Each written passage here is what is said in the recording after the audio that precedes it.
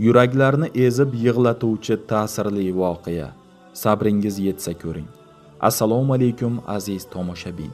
Iltimos, videoroliklarimiz keng tarqalishi uchun like tugmasini bosib, kanalimizga obuna bo'lishni unutmang. Barchangizdan Alloh rozi bo'lsin.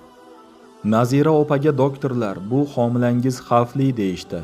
Tug'sangiz sog'ligingizdan ayrilasiz. Nazira opa o'z qarorida turib oldi. Vaqt kelib o'g'il chaqaloq tug'di. Nazira opa yarimjon bo'lib qoldi. Eri hatto o'g'li haqida so'ramadi ham. Ayoli sog'ligidan qayg'urardi. Sobir aka ayolini juda sevardi. Katta o'g'li 10 yosh, kichkinasi 7 yoshda edi. Kattasi ukasiga umuman qaramasdi.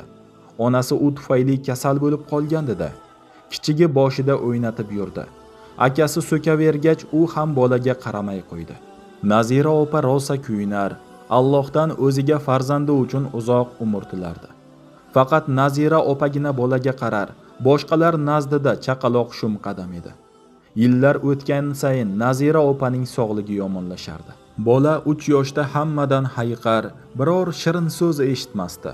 Hamma uni turtkilardi. 6 yoshga to'lganda esa Nazira opa dunyoni tark etdi.